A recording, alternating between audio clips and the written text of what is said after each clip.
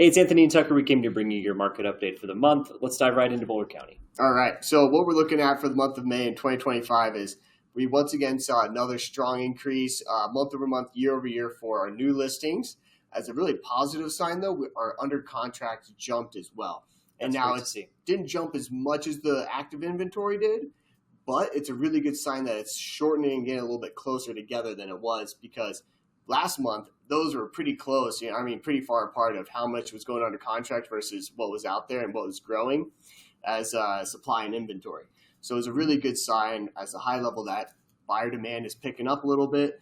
That was my biggest takeaway looking at just the high level stats. Absolutely. The active units of inventory are really up, not nearly as much as most of the state. You're only seeing about 25%, 24% year over year increase. And, it really varies market to market. So let's just dive right into the submarkets. Yeah. So what we're doing here is we're taking a look at where our listings are. Really, where do we have our listings? And what we can really see here is, once again, Boulder's doing pretty well. They have a lot sitting. It's like half the county's inventory is in the city. Yeah, and that's really because of the price point, right? It's a higher price point. There's just a smaller pool of buyers, and there's more competition amongst those sellers. But as we look out into the county, we can see Erie still has really strong supply available. We're also seeing Louisville, and Louisville has been elevated. We've been talking about this for a couple months now. They've been really elevated. Superior, Louisville, Lafayette, they all have a lot of inventory, nothing like Erie has. But it is interesting to watch because I think there's a lot of deals to be had out there for your buyers, because that inventory level, even though it's not like 6 months like Boulder would be, it's still a lot, right? And more than we're used to seeing. It's a lot more than we're seeing. Erie is still very well saturated in listings, so just keep that in mind. But if you're bringing something new to the market, or when you're out there shopping with your borrowers, or not you're out there shopping, but when you're helping underwrite their deals, Erie is a great opportunity for buyers right now. And Longmont staying steady. So I think steady Eddie Longmont covered all the corners. If you look at month supply of inventory, this is the one where you can really start to see the shift from more of a balanced market into more of what I would consider a buyer's favorite market. Even though NAR says 4 to 6 months of inventory is balanced, it really doesn't feel that way in Boulder. And what we're seeing on our end, it's very clear that the buyers hold all the cards here. So yes, they need to be realistic, sure, but they also have a lot more negotiating power than they've had in years past. And I'm sure you guys are feeling that, right? Our concessions data suggests most deals under $1 million, like 60% of them are having concessions of some kind. Yeah. So it's just a lot. And with more inventory, you guys hold more of the cards. And so that's great. It works well for buyers. And this is where you can really be working with, rather than going, hey, the 2-1 buy downs and working, hey, we need to do a 2-week close like we were a few years ago. Yeah. Now you're on the opposite side. So use that leverage as a lender to work with your real estate partners to really find out what the best solution is for your clients, especially if they're on the edge of underwriting. Maybe it's just a permanent rate buy down. Absolutely. 1% really isn't out of the cards right now. No, not at all. All right. If we get over to days in MLS. So the days in MLS, this is a great way of tracking what's the overall speed of the market. And what we will really see is it really depends on price, right? And of course, certain areas of the county are more expensive than others. So that's where we can really see, the areas that are moving faster are a little bit more aggressively priced, so to say, or less luxury inventory.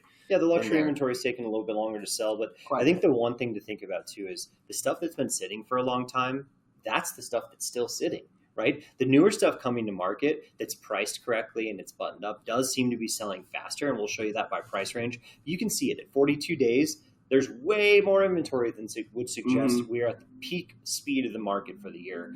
I honestly don't know if June's data is going to be faster. It probably won't be. Well, right? it might. Some years you see it faster, some years you don't. It just depends if some of those properties have been sitting out there for 100 days, 120 days. Yeah, if they can finally go under contract, well, then we can remove that data point. So that'll help big time. Absolutely. Now, let's talk a little bit by price range. I think this is super important. Starting at the very top, $3+ million, $2.5 million, we're seeing a lot of money come to Boulder County. Now, you guys don't see a ton of that because so much of that is cash, right?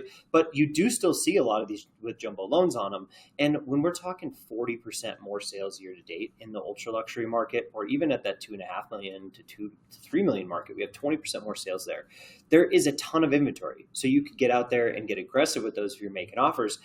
But a lot of the good ones are selling, and honestly, they're turning over fairly fast. So there are buyers out there. There are buyers looking and buying. The next segment, 1.5 to 2.5 million. It's a tough market because these are your jumbo loans. These are your jumbos. These are your bread and butters, right? These are your big guys. These are the ones sitting on the sidelines more so than before, and I think it's largely due to when they watch their stock or their portfolios, they're watching them kind of be a little volatile. They don't like taking stuff out of the market right then.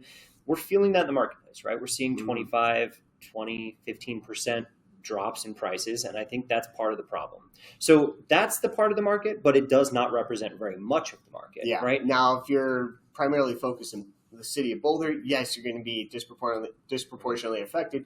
Where if you work a little bit more into the county and the other the sub-communities out in the county, you're going to feel less of this. Maybe if you're really working a lot in Superior or Louisville, but outside that, you're not going to feel as much of this, that $1 to really $2 million range where it's just really a little bit sluggish because of the financing, because of the cost of money, as you, of course, know as the lender. Yeah, and with the solds, you can see under that $1.5 million mark, it's very similar to last year. We're all working really hard for those deals. We're keeping them together. The fallout rate's somewhere around 18% or so. So it's a little higher. But a little higher than usual, but it really is just the same we've seen, right? Yeah. We're really seeing that just trudging through mud feeling until interest rates fall, until buyers come out of the woodwork. But realistically, our under contract numbers do look better than they did a year ago. So there are a little bit more buyers out there. I think that's super important. And that might also be the extra inventory too. Yeah. So what about this one? Month supply of inventory and days on market by price range. This is really fun to look at. This is really just, as we were just talking about, how cost is a huge function and where the supply is sitting. This right here is a perfect visual representation of that. If you look on that upper left graph of the month supply of inventory, really see how it's pretty much a function of cost up until we get to that $1 million mark. And then we can start seeing it really jump because that's when we start seeing a different borrower and a different buyer.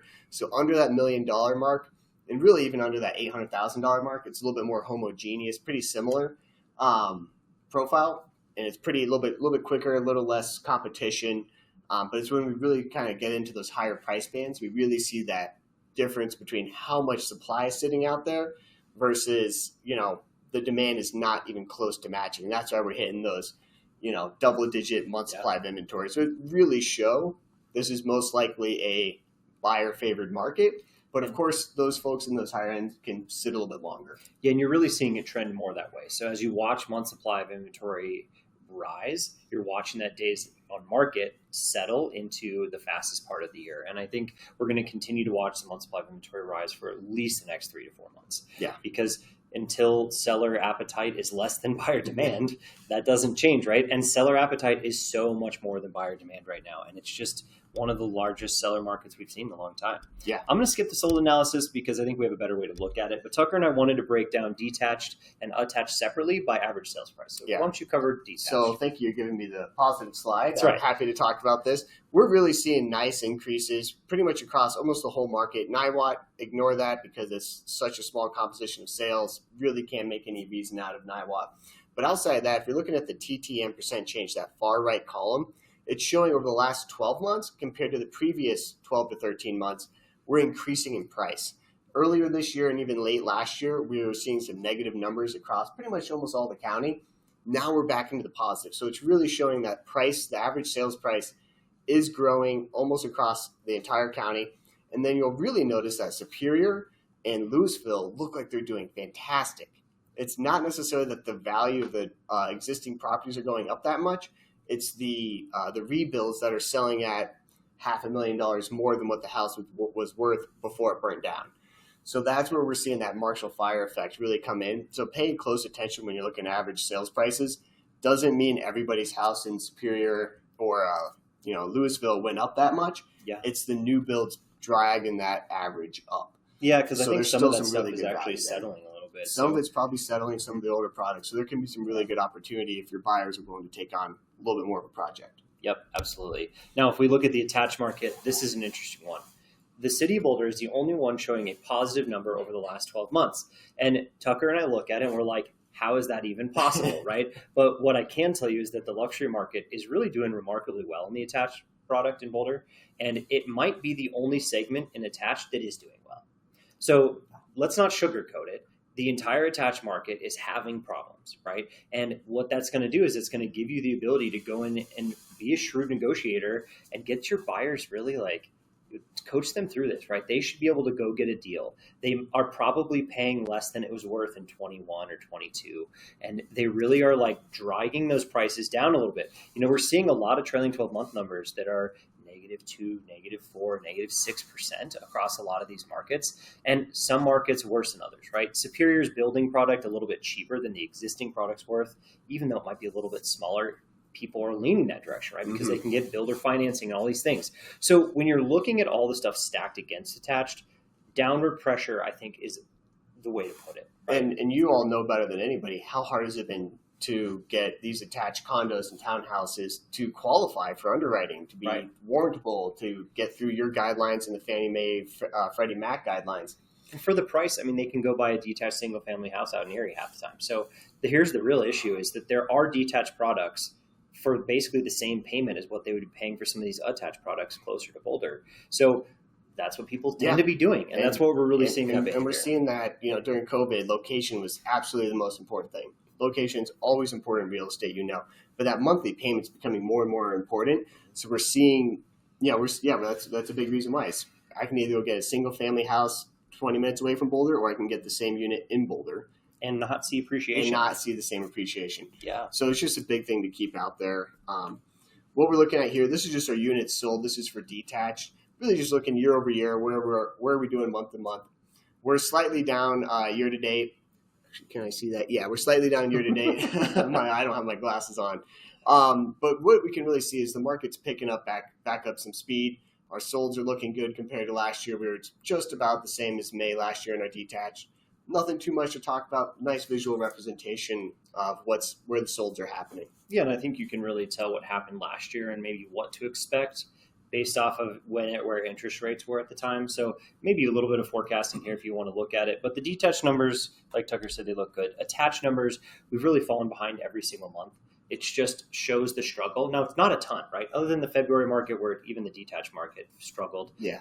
Cold weather, all kinds of weird stuff that happened then. A lot of bad storms. Yeah, storms and bad stories in the news, right? But I think the one thing you got to remember is there's less seasonality in attached. So it's not like if you're representing a buyer and helping them out and they want to buy a condo or a townhouse, they could do it anytime throughout the year. It's very normal.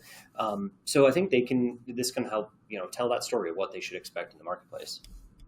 All right. So real quick, we're just going to touch on detached. This is our percent sold to list price.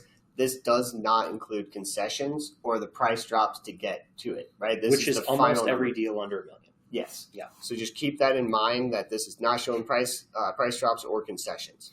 So what we're looking at here is, really on that super high end, we have a very low, we're sitting right around low 90s for that percent sold to list price. Once again, what is that a function of? A lot more supply, not as much demand, right? So there's going to be more negotiating. So we're going to see that number come down.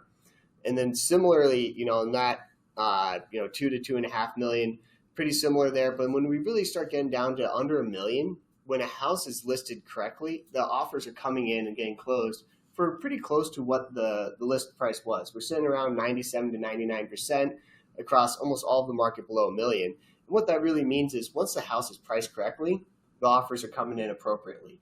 And for you on the lending side, that just means wait for those properties to drop necessarily, but then that's where your concessions are coming in to help offset either buy downs, fees, charges, whatever it may be. The concessions are coming through as well, and we don't have that through the MLS. We don't see concession data. So that's where, we just have to keep that in mind in the back of our heads that, yes, it might be going under contract for right around the asking price, but there's normally a pretty good sized concession in there as well. Absolutely. Thanks for joining us today for the update. Obviously, we have a lot of other sub-market data if you need it. So bug us if you need information. We really appreciate you joining us. See you next time. Thanks, everybody.